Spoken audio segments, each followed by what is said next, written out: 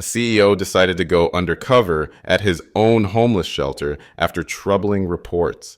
He thought he was prepared for anything, but when a familiar face walked through the doors begging for food, he froze in disbelief.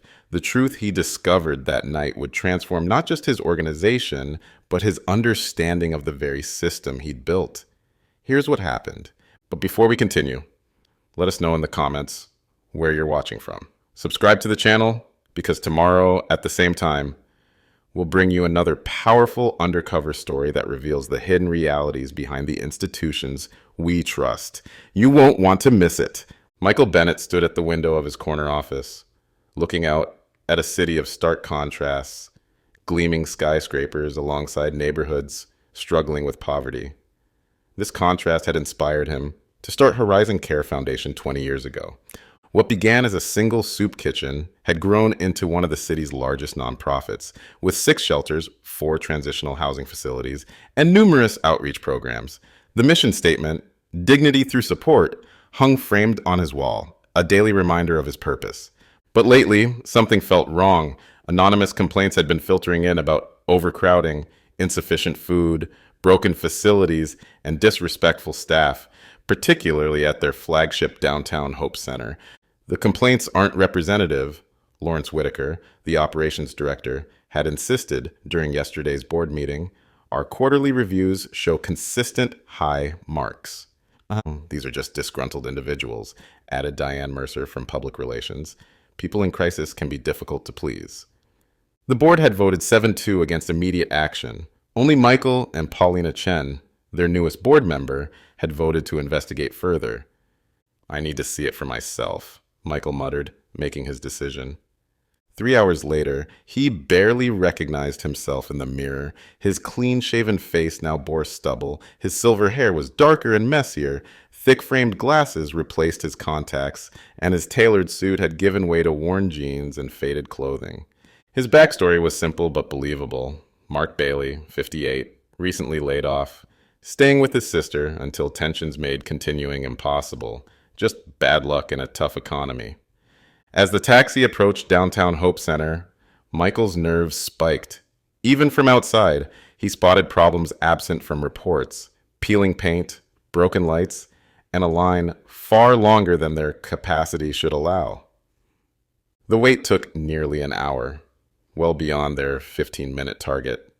Inside, the lobby was chaotic, with only 2 staff checking people in instead of 4.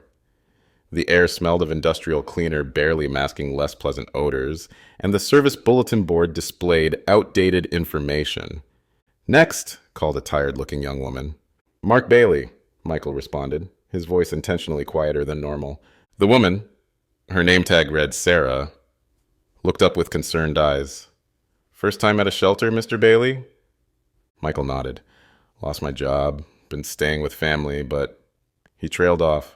Sarah treated him with dignity, despite the rushed environment, though he noticed troubling shortcuts, skipping parts of health screening, and not mentioning services he knew should be offered. "We're a bit crowded tonight," she apologized, handing him a thin blanket and an incomplete hygiene kit. "You'll be in room 218, 2 flights up, turn right." Each step upstairs revealed more issues: scuffed walls, broken water fountains, an elevator long out of service. Room 218, designed for 8 people, now held 12 crowded cots, offering no privacy or dignity. Michael's chest tightened with disappointment and anger. This wasn't what he'd built. This wasn't what their funding was supposed to provide. This wasn't dignity through support. He headed to the cafeteria, steeling himself for what else he might discover as one of the people his foundation had promised to serve with respect and care. The cafeteria was a large open space with institutional-style tables and chairs arranged in tight rows. Industrial lighting cast a harsh glow that did no favors for the worn linoleum floor or the peeling paint on the walls. Michael joined the food line, which moved slowly as residents shuffled forward, trays in hand. When he finally reached the serving station, his heart sank further. The meal consisted of a small scoop of watery pasta, a slice of white bread, and a few limp vegetables. Nothing like the balanced, nutritious meals their budget allocated for. The portion was noticeably smaller than what their policy dictated. 800 calories per dinner serving. This looked closer to 500. That's all you get, so don't ask for seconds, barked a tall, thin man with a buzz cut who stood overseeing the line. His staff badge identified him as Marcus Wilson, night shift supervisor. Michael took his tray without comment and found an empty spot at the end of a table. Around him, people ate quickly, some guarding their food as if afraid it might be taken. Others talked in low voices, sharing information about job leads or which shelters had the best services. First night? Asked the man beside him, a bearded older gentleman with kind eyes that belied his weathered appearance. Is it that obvious? Michael replied. You've still got that look of surprise, the man said with a gentle smile. I'm Frank. Been on and off the streets for 3 years since my wife died, and medical bills took the house. Mark, Michael replied, shaking Frank's offered hand. Sorry to hear about your troubles. Frank shrugged. Everyone here has a story. Most aren't what you'd expect. That lady over there? Former nurse? Guy in the corner was a high school principal. Life happens fast.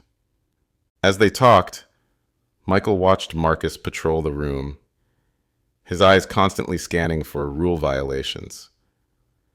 When a young mother tried to save a portion of bread for her child, Marcus immediately stepped in. No food leaves the cafeteria, he said sharply. You know the rules. But my son is upstairs sick, the woman pleaded. He needs to eat something. Not my problem. Shelter policy, Marcus replied without compassion. Either eat it now or put it back. Michael watched in disbelief. This was absolutely not their policy. Food for sick residents was supposed to be accommodated. Sarah, the intake worker he'd met earlier, seemed to appear from nowhere. I'll take care of this, Marcus, she said, her voice firm despite being much smaller than her supervisor. I'll document it as a medical exemption. Marcus scowled but moved on, targeting another resident who had accidentally spilled some water. Sarah's the only reason some of us stay, Frank commented. Been here 3 years and genuinely cares. Everyone else burns out or never cared to begin with. After dinner, Michael explored the facility further, noting problems at every turn. The community room, meant to provide computer access, books, and resources for job searches, was locked, a sign indicating it closed at 5 p.m. despite the official hours stating 9 p.m. The bathrooms were functional but dirty, with one shower completely out of order and another lacking hot water. Throughout the evening, he heard the same complaints. Not enough blankets, overcrowding, staff indifference, strict rules that seemed designed to punish rather than help. The shelter that was supposed to be Horizon's shining example was failing on every front. Around 9 p.m., residents began settling in for the night. Michael returned to room 218, now fully occupied with men of varying ages. The lack of privacy was jarring. 12 strangers in a space designed for 8, with personal belongings carefully guarded or used as pillows for fear of theft. Unable to sleep, Michael observed a heated exchange in the hallway between Sarah and Marcus. The budget says we have enough for 30 more meals per day than we're serving, Sarah insisted, her voice low but intense. Where is that money going? Back off, Sarah, Marcus warned. Management handles the budget. You handle intake. Stay in your lane. People are hungry, she pressed. The heat is barely working on the 3rd floor. We have one counselor for over 100 residents. This isn't what Horizon stands for. Marcus stepped closer, using his height to intimidate. You want to file a complaint? Go ahead. 6 people have in the last year. Nothing changes. You know why? Because no one up top cares, as long as the numbers look good on paper. Sarah didn't back down. Mr. Bennett would care if he knew. Marcus laughed. Bennett, the man hasn't set foot in a shelter in years. He's too busy at charity galas and board meetings to notice what happens on the ground. Michael felt each word like a physical blow. Was that true? When was the last time he'd actually visited one of the shelters outside of a scheduled tour or media event? He couldn't remember. As the night progressed, Michael watched Sarah working well past her shift end, helping a resident who was having an anxiety attack, checking on the sick child and distributing extra blankets she'd apparently stashed away. Despite her exhaustion, she treated each person with dignity and patience. In contrast, Marcus spent most of his time in the staff office, emerging occasionally to enforce rules with unnecessary harshness. When an elderly man asked to use the bathroom outside of approved hours, Marcus made him wait for nearly 20 minutes before relenting. By midnight, the harsh fluorescent lights were dimmed, but not completely out, a security measure that made real rest difficult.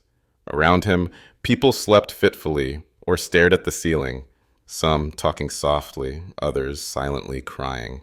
Through whispered conversations with his roommates, Michael learned more hard truths. The shelter's job placement program, supposedly a cornerstone of their services, had been effectively non-existent for months. Counseling appointments had wait lists weeks long. Residents who complained too loudly found themselves accidentally removed from housing waiting lists. Used to be different, one long-term resident told Michael. A couple years ago, this place actually helped people get back on their feet. Now it's just a revolving door. They process us like we're inventory, not people. Outside room 218, the shelter continued its nighttime rhythm. Someone was having nightmares in another room. A security guard made rounds, flashlight beams sweeping across doorways.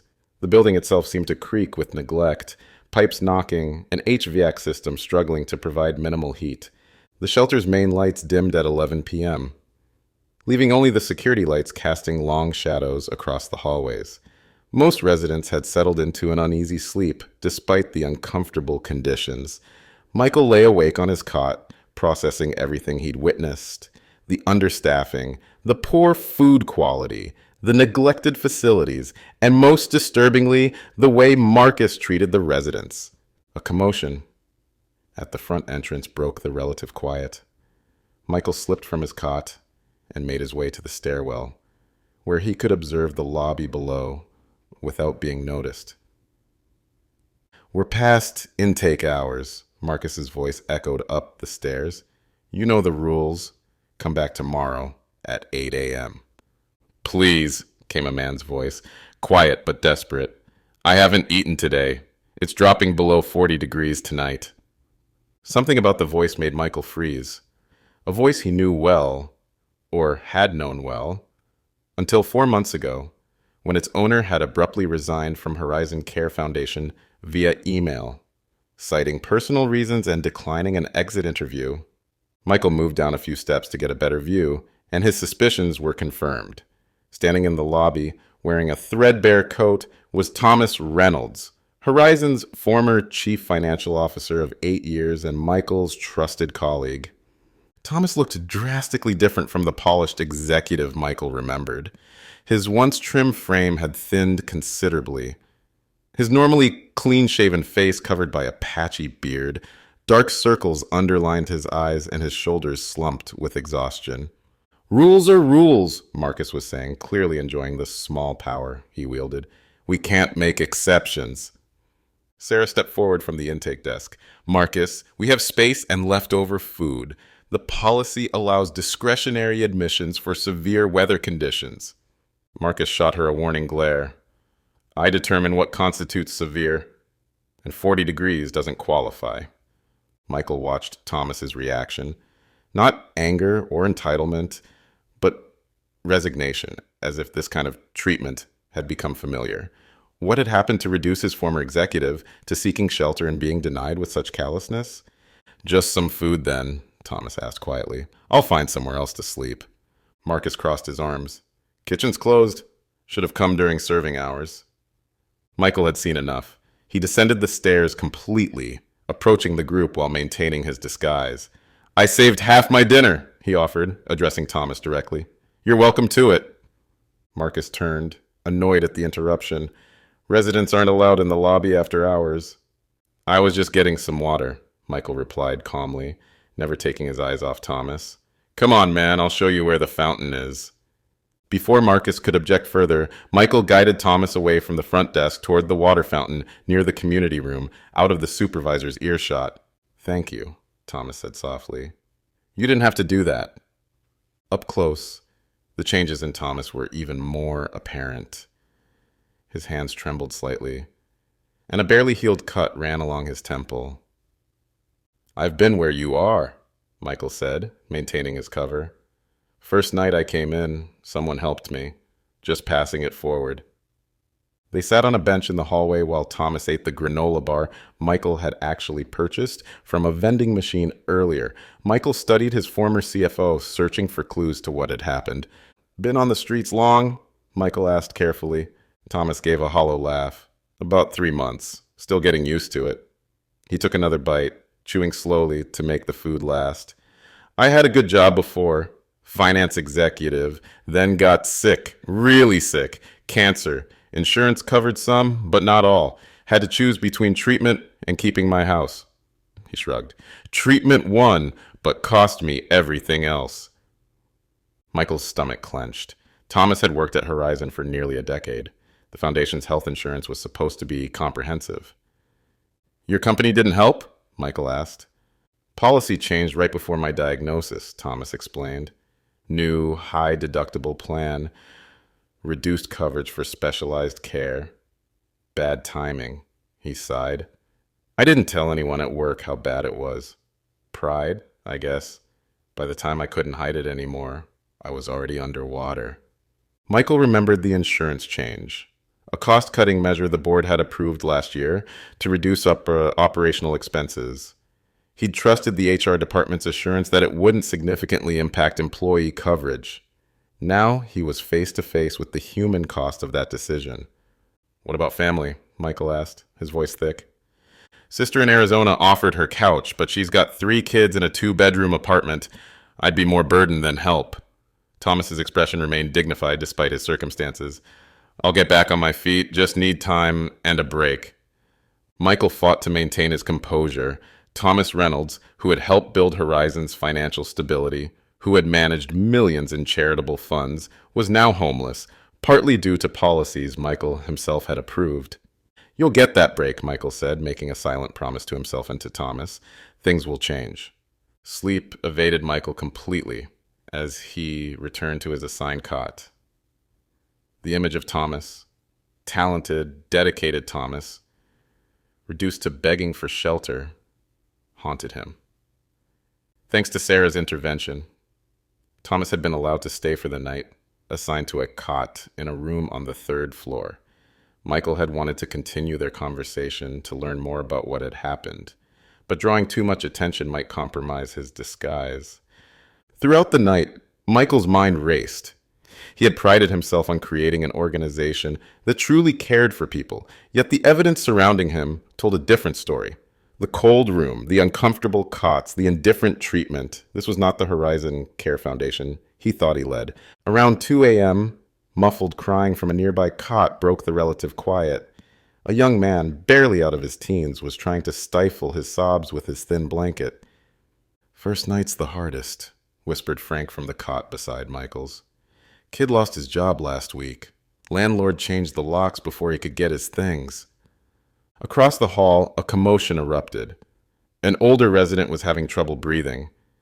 Michael watched through the doorway as Sarah, who should have been off duty hours ago, rushed to the man's side with an inhaler. "Should we call an ambulance?" asked another resident. "Can't," Sarah replied, helping the man use the inhaler. "New policy says medical services need supervisor approval unless immediately life-threatening." "Marcus won't approve it," someone muttered. "Remember what happened with Delia last month?" Sarah's expression hardened. "I know. Let me handle it." Michael slipped out of bed and followed Sarah at a distance as she helped the older man to the staff office. Through the half-open door, he overheard her conversation with Marcus. "He needs a doctor, Marcus. His asthma's getting worse." Marcus barely looked up from his phone. "If he's not turning blue, it can wait until morning. The foundation won't reimburse emergency calls unless it's critical." "This is critical," Sarah insisted. "Your definition and the budget's definition are different," Marcus replied dismissively. "Write it up for the morning staff to handle." Sarah stood her ground. "The policy says—" "I know what the policy says," Marcus snapped. "I also know we've already exceeded this month's medical transport budget. You want me to lose my job over some old man's breathing problems?" Sarah's shoulders slumped in defeat, but she didn't leave. Then at least let me use the emergency inhaler from the medical cabinet. Marcus sighed dramatically, tossed her a set of keys, and returned to his phone. Sarah caught the keys with practiced ease, suggesting this wasn't the first such confrontation. Throughout the remainder of the night, Michael observed more concerning patterns. Residents helping each other when staff wouldn't, Sarah working well beyond her shift, addressing needs Marcus ignored, security guards who patrolled looking for rule violations rather than ensuring safety. Most troubling were the stories he gathered from whispered conversations. A woman denied entry because her expired ID didn't meet documentation requirements, despite having her birth certificate. A family separated because the shelter couldn't accommodate a father with his children due to gender segregation policies. Policies Michael knew had flexibility clauses that weren't being utilized. By morning, Michael was exhausted but more determined than ever. As residents stirred and prepared for the day, the shelter's inadequacies became even more apparent in the harsh morning light. The bathrooms, shared by too many people, quickly became unsanitary. The line for the 2 functioning showers stretched down the hallway. Breakfast was served at 7 a.m., a cup of thin oatmeal, half an apple, and weak coffee. Michael noticed immediately that there wasn't enough for everyone. The residents seemed to know this as well, as they rushed to get in line early. Thomas stood near the back, looking hesitant, perhaps unsure if he was entitled to breakfast after his late arrival. Sarah noticed and gestured him forward, mouthing, "It's okay." As the food began running out, tension filled the cafeteria. An elderly woman at the end of the line received the last serving of oatmeal, leaving nothing for the 5 people behind her. "I told you to order more supplies last week," Sarah confronted Marcus by the serving table, keeping her voice low but intense. "And I told you we're on a budget," Marcus replied. "Maybe if they got up earlier, they wouldn't miss out." The elderly woman, noticing the situation, offered half her portion to a mother with a child. Marcus immediately stepped in. "No sharing food, he declared loudly. "Health regulations." "That's not in the health regulations," Sarah countered, her patience finally breaking. "That's not a policy at all." "It is if I say it is," Marcus towered over her. "Unless you want to find yourself looking for another job." Thomas, who had been quietly eating his meager breakfast, stood up. "She's right," he said, his voice calm but carrying authority that hinted at his former executive position. "I used to work in administration for social services. Food sharing between residents isn't prohibited by any health code in this state." Marcus turned his intimidation toward Thomas. "Oh, we've got an expert here. Tell me, if you're so knowledgeable, why are you sleeping in a shelter?" The cafeteria went silent. Thomas didn't back down, his dignity intact despite the cruel jab. "Sometimes life doesn't go as planned, doesn't change what's right and wrong." Marcus stepped closer to Thomas. "You think you know how to run this place? You and little Miss Perfect here?" He gestured dismissively at Sarah. "You don't know anything about what it takes to manage this facility." Something in Michael snapped. Rising from his seat, he moved toward the confrontation, his decision made. 20 years of building this foundation, and he'd allowed it to become this, a place where power was abused and the vulnerable were treated as burdens rather than human beings deserving of dignity. "Actually," Michael said, removing his glasses, "I think he does." The cafeteria fell silent as Michael wiped away the makeup that had altered his appearance. Marcus's expression shifted from confusion to shock as recognition dawned. "My name is Michael Bennett," he announced, his voice carrying across the now silent room. "I'm the founder and CEO of Horizon Care Foundation." Gasps and whispers rippled through the residence. Sarah's hand flew to her mouth in disbelief. Thomas stared, visibly stunned by the revelation. "Mr. Bennett," Marcus stammered, his arrogance evaporating. We weren't expecting." "Clearly not," Michael cut him off. "Marcus, you're terminated, effective immediately. Please, give your keys and badge to Sarah and leave the premises." Marcus's face flushed with anger. "You can't just—" "I can and I am." Michael's tone left no room for argument. "What I've witnessed in the past 24 hours violates everything this foundation stands for. Sarah, would you please call security to escort Mr. Wilson out?" As a stunned Sarah reached for the phone, Michael turned to Thomas, extending his hand. Thomas, I owe you an apology. I had no idea what happened to you. Thomas shook his hand hesitantly. Michael, We'll talk privately, Michael assured him. First, I need to address some immediate concerns. Michael turned to address the room of residents and staff. Everyone, please finish your breakfast. No one will be required to leave at the usual 8 a.m. checkout. I'm declaring an emergency standard review, which means normal operations are suspended. Within the hour, Michael had taken over the supervisor's office, making rapid-fire calls. First to his executive assistant, instructing her to bring fresh clothes and his laptop.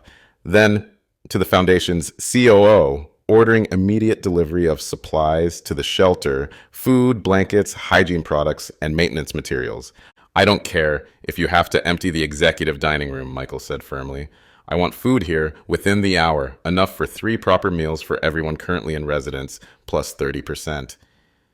Sarah, still processing the morning's events, sat across from him as he outlined her new role as interim supervisor.